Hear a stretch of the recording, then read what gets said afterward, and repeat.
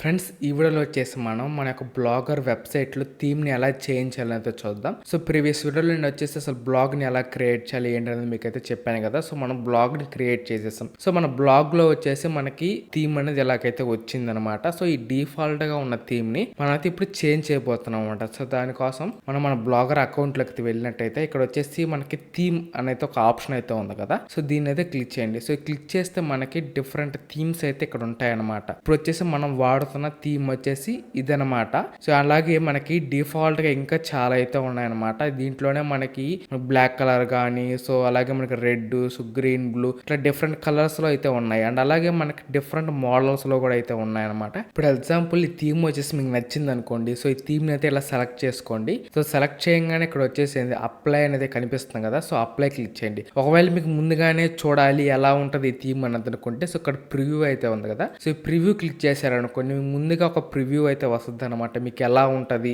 So ఏంది మనకి ఎలా వస్తుంది, మనకి కలర్ అనేది గ్రీన్ కలర్ అయితే ఉంది. ఇక్కడ వచ్చేసి ఏ కలర్ లేదు ఏంటి అనుకోబాకండి. ఎందుకంటే అక్కడ వచ్చేసి పోస్ట్ అయితే ఉంది కాబట్టి మనకి అలా గ్రీన్ కలర్ లో కనిపిస్తుంది. ఇక్కడ మనకి ఏ గ్రీన్ కలర్ ఏమి లేవనమాట. ఎందుకంటే మనం ఏం పోస్ట్ చేయలేం మన వెబ్సైట్ లో, కాబట్టి మనకి అలా కనిపిస్తుంది. ఒకవేళ మీరు బ్లాక్ సెలెక్ట్ చేసుకొని ప్రివ్యూ క్లిక్ చేశారు అనుకోండి, మనకి బ్లాక్ కలర్ లో వస్తుంది అనమాట. మనం పోస్ట్ చేసాం అనుకోండి, మనకి ఈ కలర్ లోనే వస్తుంది అనమాట. అలాగే ఇమేజెస్ కూడా వస్తాయి అనమాట. ఫర్ ఎగ్జాంపుల్ నేను వచ్చేసి ఇదైతే అప్లై చేస్తాను అనమాట. సో అప్లై చేయగానే మనకి చూడొచ్చు న్యూ థీమ్ అప్లైడ్ సక్సెస్ఫుల్ అనేది ఇక్కడ మనకి నోటిఫికేషన్ వచ్చింది కదా. ఇప్పుడు వచ్చేసి నేను బ్లాగ్ లోకి వెళ్ళి ఇక్కడ రిఫ్రెష్ క్లిక్ చేసాం అనుకోండి, మనకి బ్లాగ్ అనేది థీమ్ అయితే చేంజ్ అయిపోయింది అనమాట. అండ్ ఇప్పుడు వచ్చేసి మీరు చూసినట్టయితే ఇక్కడ మనకి మై థీమ్ లో ఈ థీమ్ అనేది కొత్తగా యాడ్ అయిపోయింది అనమాట. అంటే ఇప్పుడు ప్రజెంట్ ఈ థీమ్ అయితే మనం యూస్ చేస్తున్నాం అని అర్థం. అండ్ అలాగే ఇక్కడ కస్టమైజ్ ఉంది కదా. సో ఇది క్లిక్ చేశారు అనుకోండి, మీరు థీమ్ ని కస్టమైజ్ చేసుకోవచ్చు అనమాట. అండ్ అలాగంటే మనకి మెయిన్ కలర్ కావాలంటే మీరు చేంజ్ చేయొచ్చు, బ్యాక్గ్రౌండ్ ఇమేజ్ ఏమన్నా పెట్టుకోవాలంటే పెట్టచ్చు. అలాగే అడ్వాన్స్ లోకి వెళ్ళారు అనుకోండి, ఇవన్నీ కలర్స్ కూడా మీరైతే ప్రతిదీ కూడా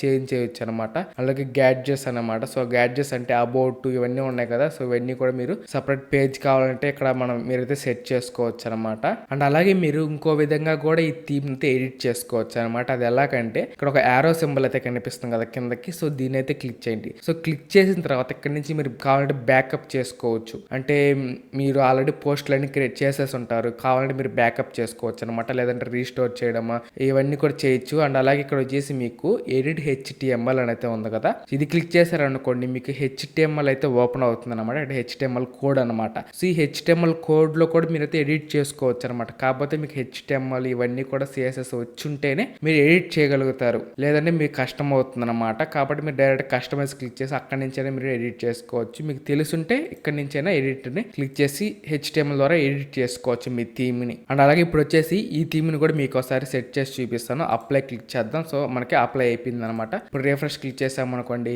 ఆ థీమ్ అనేది మనకి ఇక్కడ వచ్చేసింది అనమాట. మీరు చూడొచ్చు బ్యాక్గ్రౌండ్ లో మనకి ఇమేజ్ కూడా సేమ్ మనకి అలాగే వచ్చేసింది అనమాట. మనం పోస్ట్ చేసే కొన్ని మనకైతే ఇక్కడ వస్తూ ఉంటుంది అనమాట. సో నెక్స్ట్ వీడియోలో వచ్చేసి మనం సెట్టింగ్స్ గురించి అయితే చూద్దాం. సో మన యొక్క బ్లాగ్ కి మనం ఎలాంటి సెట్టింగ్స్ అప్లై చేసుకోవాలనేది అయితే నెక్స్ట్ వీడియోలో చెప్తాను. సో ఇదనమాట వీడియోకి వచ్చేసి థ్యాంక్ ఫర్ వాచింగ్. జై హింద్.